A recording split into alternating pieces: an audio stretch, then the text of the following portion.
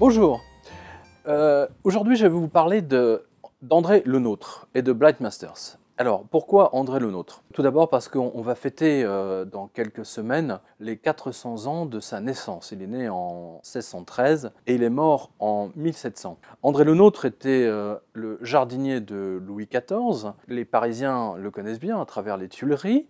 Ils le connaissent bien à travers le parc de Saint-Cloud et les Londoniens le connaissent avec le parc de Saint-James. Et n'oubliez pas les Champs-Élysées qui sont également une partie de sa création. Alors pourquoi André Le Nôtre est-il important et pourquoi son action est comparable à celle de Blight Masters? Regardez bien, si vous enlevez le jardin du château de Versailles, il ne reste plus qu'un château. C'est un château certes magnifique, etc. Mais on lui enlève l'écrin. Le jardin est l'écrin de Versailles.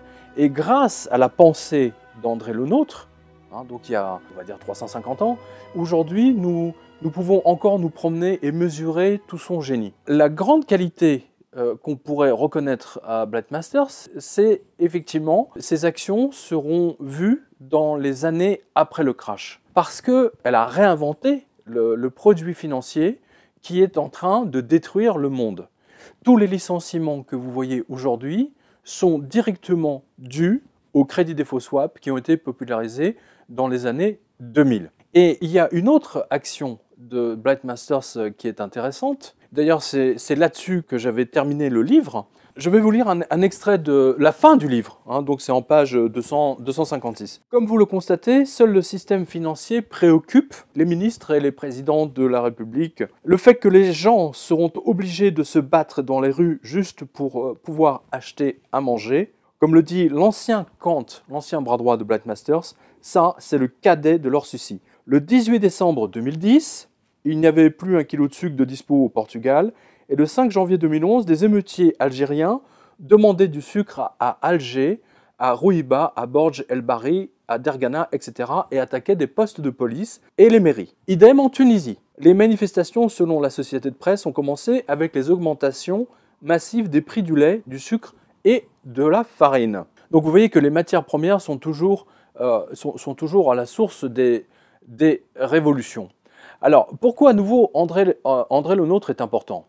André Le Nôtre faisait partie des grands travaux de Louis XIV qui ont endetté la France. Grosso modo, Louis XIV a laissé, je pense que c'est de l'ordre de 1 milliard de livres de déficit. Louis XV, on le sait, a hérité de cette dette, même s'il était très jeune, mais bon, il a grandi entre-temps. Et pour essayer de sauver la France de la banqueroute, il a fait appel à un Anglais, encore une fois, c'est John Law, vous savez, John Law, l'aventurier anglais, et qui a inventé le premier billet de banque. C'est très important. Et tant et si bien qu'il avait interdit aux Français d'utiliser l'or, l'argent, etc. Et il n'avait pas hésité à faire signer des lois aux monarques pour que des Français qui continuaient à thésauriser l'or, etc., ou à l'utiliser, soient mis en prison. On sait exactement comment l'aventure John Law et de Louis XV se termina dans un désastre économique et dans la ruine de centaines de milliers de Français. Il ne faut pas l'oublier. Donc, du coup, Louis XV se retrouva avec le même déficit, et ce déficit, eh bien, il le transmit, c'est un héritage, comme on dit, il le transmit à Louis XVI. Et alors là, ça devient extrêmement intéressant, puisque là, vous voyez le lien des grands travaux de Louis XIV, auxquels va participer André Le Nôtre, et Louis XVI, qui se retrouve donc avec le même déficit et qui est obligé de faire appel aux États généraux pour leur demander de l'argent, parce que grosso modo, c'était ça le but. C'était essayer d'empêcher la France de faire banqueroute. Et cela a conduit à la Révolution française que l'on connaît. Les Françaises, les Parisiennes réclamaient de la farine, il y avait des pénuries qui étaient dues, certains disent que c'était les grands froids, etc. Peu importe. Toujours est-il qu'il n'y avait plus grand-chose à manger, et c'est là où il y a eu cette célèbre phrase de Marie-Antoinette, enfin du moins qu'on lui attribue, il n'y a plus de pain, qu'on leur donne de la brioche, qu'ils mangent de la brioche. Voilà, c'est une phrase qui est restée célèbre. Et c'est une phrase qui colle effectivement très bien aussi à Blight Masters, qui en ce moment même rachète toutes les matières premières, dont la farine, mais elle achète aussi le bétail vivant, elle achète toutes les productions d'oranges, de café, de cacao. Elle a même lancé à Detroit une université spécialisée avec des traders qui vont venir rejoindre les rangs de la JP Morgan et qui vont racheter toutes les autres productions agroalimentaires. Why is JP Morgan making such an important investment at this time? Thanks, Sharon. The answer is that commodities are increasingly at the center of the public eye. Their influence on growth, on economies, on disposable income is something we all individually feel every day. And of course, corporations and governments feel it too. Ça veut dire quoi? Ça veut dire que les banques se servent dans vos assiettes avant même que vous ayez mangé, techniquement. Hein, donc c'est vraiment quelque chose de très fort. Et Blight Masters donc, est une figure majeure de la révolution qui va arriver. Vous avez vu la révolution entre le moment où j'ai écrit ce livre, où je parlais des révolutions en Tunisie, en Algérie, etc. Vous avez vu ce que cela a donné. Et en France, on commence à voir les effets. Par exemple, je vais vous donner deux exemples factuels. De nombreux lecteurs qui suivent le blog, il y a notamment les agents de sécurité qui sont dans les carrefours, dans les supermarchés, etc. et qui, par leur métier, parce qu'ils sont là tous les jours, voyaient à quelle date arrivait la fin du mois pour la majorité des Français qui venaient faire leurs courses. Très souvent, la fin du mois, c'était vers le 22-23 du mois. Depuis quelque temps, depuis à peu près 3-4 mois, ces agents de sécurité, et je salue notamment mon lecteur, il me dit « Nous avons vu la fin du mois maintenant au 11 du mois. Hein. C'est-à-dire qu'à partir du 11, les gens n'ont plus d'argent. Et d'ailleurs, il y a un autre phénomène qui s'observe, c'est-à-dire qu'au lieu de voir des gens avec des caddies remplis à ras-bord, etc., vous ne voyez plus que des gens avec des paniers. Alors la question que je vous pose, est-ce que vous trouvez normal d'aller à la BNP, à la Société Générale, chez Natixis, Caisse d'épargne, etc., Crédit Agricole, est-ce que vous trouvez normal que votre banquier, enfin du moins ses équipes de traders, comme Blight Masters, achètent des matières premières agricoles? Depuis quand, techniquement, on pourrait acheter notre baguette à la BNP ou à la Société Générale? Je pense que c'est une question extrêmement pertinente. Depuis quand la Société Générale, la BNP et d'autres achètent à l'avance l'essence qu'ils mettent dans des tankers et qu'ils font tourner à Singapour, à Rotterdam, qu'ils font tourner en rond, c'est le cas de le dire, en attendant qu'ils puissent faire une culbute de X, Y, Z. Ils achètent à l'avance le pétrole pour en faire monter les cours. C'est une technique que je montre dans le livre. Alors, faisons juste une parenthèse, parce qu'il y a eu un événement considérable qui s'est passé samedi dernier, enfin vendredi exactement. Vendredi soir, très tard, la banque de Blight Masters a pondu un communiqué de presse qui a fait l'effet d'une bombe, c'est le moins qu'on puisse dire. La JP Morgan a expliqué qu'elle allait mettre en vente le département matières premières de Blight Masters, que Blight Masters a monté de toutes pièces. Alors ça veut dire quoi? Ça veut dire qu'il y a eu un clash absolument phénoménal d'une part au sein de la JP Morgan, d'une part parce que la banque va être obligée de payer un minimum de 500 millions de dollars d'amende pour éviter à Madame Masters d'aller au tribunal et d'expliquer pourquoi elle a menti tout en disant « je jure de dire toute la vérité, rien que la vérité », etc. Ça a fait l'effet d'une bombe parce que personne ne s'attendait en effet à ce que la JP Morgan vende ce département qui lui rapporte beaucoup d'argent. Sauf votre serviteur, puisque je l'ai annoncé à maintes reprises depuis maintenant, je pense, je sais pas, 4 ou 5 mois minimum, aussi bien sur le blog qu'à la radio, mais je l'ai annoncé également chez Max Kaiser le 11 ou le 9 mai dernier, 2013, que Blight Masters allait être déboulonné. Donc c'était très clair. Je pense qu'on peut mettre un extrait de cette émission, vous le verrez bien. C'est un peu en anglais, mais vous me le pardonnerez. I said to you 3 weeks ago, I warned that Blight Masters will be set up. And the first sign, we saw them back then in November 2012. When CNBC, we heard one guy coming up and telling that at the head of JP Morgan Commodities, there's somebody, without saying her name, there's somebody who doesn't know what she is doing. So that was quite strange. Unfortunately, I'm sure that they will let her down. And the only banker who will come to her help will be English banker, because don't forget that also. She's English, she's not American. So this is the reason. They will need at one moment to throw somebody to the wolves, to the media. They need to show that one point, the CFTC and all these regulatory clowns, as you call them, do something. And Blight Masters will be the perfect case. Et effectivement, c'est exactement ce qui s'est passé avant-hier, pardon. Blight Masters a été déboulonné. Alors, attention, on ne déboulonne pas Blight Masters comme ça du jour au lendemain. Elle pilote quand même des centaines et des centaines de traders, voire moi j'en étais resté à 1500 ou 1700 traders un peu partout dans le monde, et au moins 600 ou 700 au sein même de la JP Morgan. Je ne sais pas si je dois compter effectivement ceux dont elle dispose à Londres. Donc avant qu'il se débarrasse de Blight Masters, il faudrait au moins compter jusqu'à septembre-octobre 2014. D'ici là, beaucoup de révolutions peuvent se passer.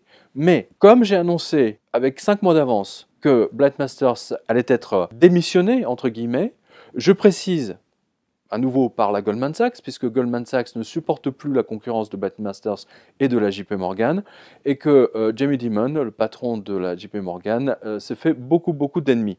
Donc la JP Morgan est une banque qui va mourir, qui va être dépecée, et ils ont bien entendu commencé par Blight Masters. Mais ce n'est pas pour autant que son rôle s'arrête, bien au contraire. Blight Masters est quand même quelque part assez, enfin du moins son action est quelque part assez apocalyptique. Je vais vous montrer un extrait du Nouveau Testament, du texte de l'Apocalypse de Jean, et les fameux cavaliers de l'Apocalypse. Hein. Vous avez tous entendu parler des cavaliers de l'Apocalypse. Alors regardez bien ce qui concerne le troisième. Quand l'agneau brisa le troisième sceau, j'entendis le troisième être vivant qui disait « Viens ». Je regardai et je vis un cheval noir. Celui qui le montait tenait une balance à la main. Il tenait une balance, donc c'est déjà quand même pas fréquent pour un cavalier, vous voyez, c'est d'être à cheval et d'avancer à toute vitesse avec une balance. Donc déjà, c'est pas simple. J'entendis comme une voix qui venait du milieu des 4 êtres vivants et qui disait « 1 kilo de blé pour le salaire d'une journée et 3 kilos d'orge pour le salaire d'une journée. Mais ne cause aucun dommage à l'huile et au vin. » Alors, ce passage est absolument extraordinaire, parce que ça vous parle de matières premières, et ça, c'est un ordre qui est donné à ce cavalier de fixer les prix, hein, on va dire de manipuler les prix, hein, parce que quand vous fixez un prix, c'est une sorte de manipulation, puisque vous ne respectez plus la loi de l'offre et de la demande. Donc c'est très précis, c'est la seule fois où vraiment Dieu, hein, ou l'agneau, ou l'ange, donne un ordre spécifique en disant, voilà, 1 kilo de blé qui sera l'équivalent d'une salaire d'une journée, donc c'est le prix, c'est le prix qui est donné, et 3 kilos d'orge pour le salaire d'une journée. Alors là où je fais un parallèle qui est amusant, c'est que Blight Masters est une cavalière. C'est une cavalière émérite, c'est une spécialiste du jumping, c'est un sport quand même assez dangereux. Je trouve ça assez fascinant quand même quelque part, que justement elle décide des prix des matières premières, exactement comme ce cavalier dans l'Apocalypse de Jean, puisque comme vous le savez dans mon livre 777, j'ai montré qu'il y avait une relation fondamentale et une explication extrêmement logique sur ces temps que nous vivons aujourd'hui et sur les temps que décrivent les anges. Mes lecteurs le savent, mais sachez que l'idée d'écrire sur Blight Masters m'est venue justement en écrivant 777, et d'ailleurs dans 777, vous retrouvez dans une note de bas de page que c'est une équipe de la JP Morgan qui a inventé donc le produit financier miracle qui va littéralement transformer les ramettes de papier A4 en lingots d'or. Et alors justement, il y a quand même quelque chose de très important dans ce fameux CDS, dans ce produit financier que Blight a inventé, qui est en train de détruire le monde. Ce produit financier repose sur quelque chose d'extrêmement important. Il repose sur le cœur. Il repose sur votre émotion, sur les émotions que vous ressentez pour vos proches, pour vos enfants, pour vos parents, etc. La clé, c'est ça qui est extraordinaire dans cette histoire. La clé de Blight Masters, c'est une équation qui s'appelle, c'est une formule, on va dire, la fameuse formule du cœur brisé. Eh bien, figurez-vous que c'est une invention des assureurs, parce qu'ils ont fait des constats sur les assurances vie. Alors, je vous donne un exemple très précis, très factuel. Un couple, 65 ans, 70 ans, mariés depuis 40 ans, 50 ans, ils ne peuvent pas se passer de l'un de l'autre, et madame meurt. Les assureurs ont constaté, un peu partout, que ce soit en Angleterre, en France, en Espagne, etc., que très souvent, lorsque l'épouse mourait, eh bien, le mari, emporté par le chagrin, ne pouvant pas survivre au chagrin, mourait dans les 6 ou 7 mois, ou on va dire, allez, dans les 12 mois. Il mourait de chagrin. Hein, c'est le syndrome hein, c'est très précis. C'est le syndrome du cœur brisé. Et donc, grâce à toutes ces statistiques depuis à peu près 200 ans, on a pu vraiment formaliser ce calcul du syndrome du cœur brisé. Et c'est un mathématicien chinois, Monsieur Li, que j'ai interviewé d'ailleurs, qui est dans le livre, qui a permis à Blight Masters de finaliser quelque chose qui lui manquait et de l'intégrer dans ses calculs. Et tant et si bien que c'est grâce à cela, en partie, qu'elle a pu vendre le principe des crédits default swap un peu partout dans le monde. C'est le cœur brisé. Et je trouve ça absolument extraordinaire que lorsque des mathématiciens ont réussi à mettre le cœur brisé dans un produit financier, eh bien, cela a fini par briser le cœur de millions, de centaines de millions de personnes. Regardez le nombre d'entreprises qui licencient chaque jour, depuis maintenant, sans arrêt, depuis 2008. C'est absolument une hécatombe. Alors, pourquoi le produit de Madame Masters et l'équation de Monsieur Li n'a pas fonctionné aussi bien qu'il l'avait voulu? Pour une raison, là aussi, assez simple. Ils ont rentré tous les défauts de paiement, les gens qui ne remboursaient pas leurs emprunts immobiliers, depuis les années 60, depuis qu'ils disposent de ces statistiques. Et donc, ils ont fait tous leurs calculs là-dessus. Sauf que ils n'avaient pas du tout prévu une chose, les délocalisations. Les délocalisations n'ont jamais existé dans les années 60, ni même dans les années 70. Et donc, il y a juste ce petit grain de sable, ce papillon, les battements d'ailes d'un papillon au fin fond de l'Oklahoma, où on ferme une usine de machines à laver qu'on va délocaliser au Mexique, et puis en Europe, on la ferme au fin fond de la Sarthe ou de la Lozère, et puis on la délocalise au fin fond de la Roumanie, pour payer les gens encore moins cher et simplement pour engraisser juste quelques actionnaires. Voilà l'ensemble de ces ingrédients qui ont littéralement explosé leurs équations mathématiques. Et aujourd'hui, nous allons littéralement vers une révolution qui sera due d'une part à l'effondrement du système économique, parce qu'on y va.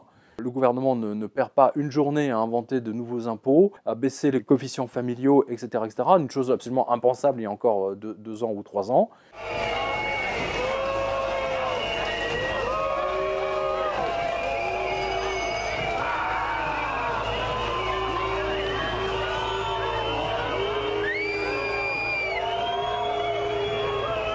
Things are deteriorating because there is no day or no week that big companies, are laying off like 100 or even thousand of people. It's it's non-stop since May of 2012. You really think that there's going to be a coup, a revolution for real?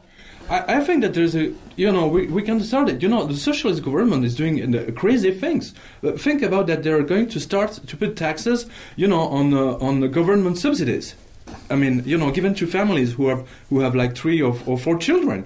I mean, this is weird. I mean, if they wanted to create a revolution, that would be the best idea to put forward. Et tout ça parce que l'équation du cœur brisé, le syndrome du cœur brisé, a été installée dans quelque chose que nous utilisons chaque jour, dans l'argent. Les banquiers arrogants ont littéralement perverti le système financier. Ce sont des criminels, je n'hésite pas à le dire, ce sont des criminels qui devraient tous intégralement être mis en prison. Et je suis entièrement d'accord avec Max Keiser, il devrait y avoir un tribunal de Nuremberg pour juger tous ces gens. Well, Goldman Sachs are scum.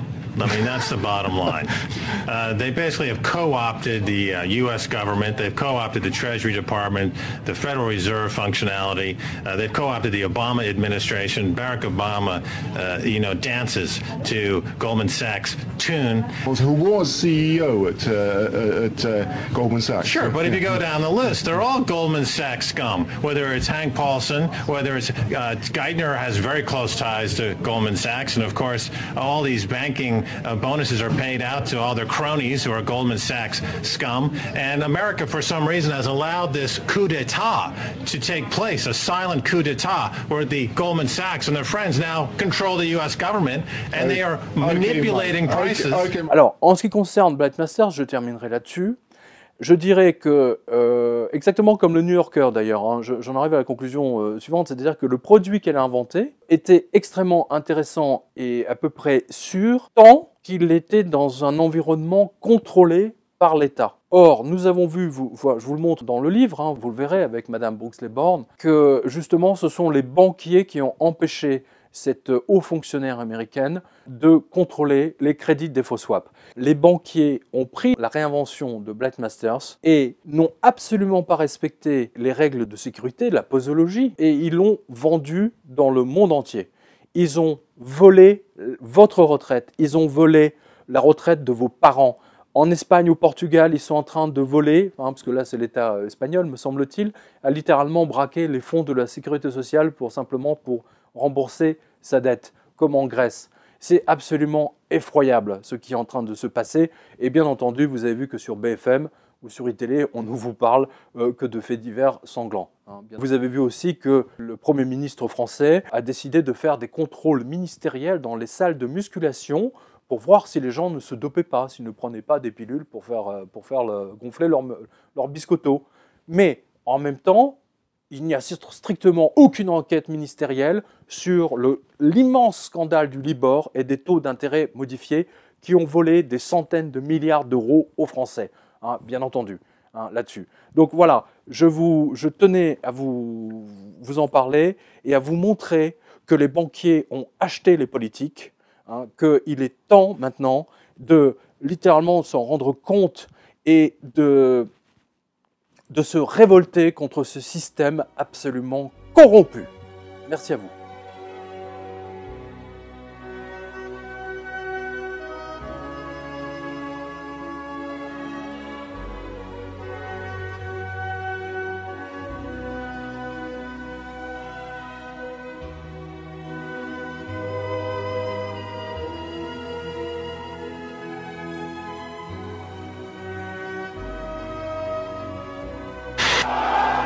La flambée des prix des denrées alimentaires a jeté dans les rues des milliers de gens en colère, en Égypte, en Haïti, au Bangladesh.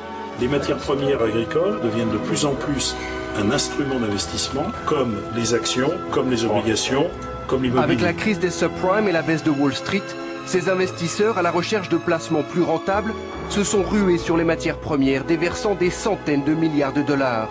Une explosion spéculative qui a perturbé le cours des céréales. Ce n'est plus le monde agricole qui décide du prix des céréales, mais les banquiers, les fonds de pension et eux ont intérêt à ce que les prix montent.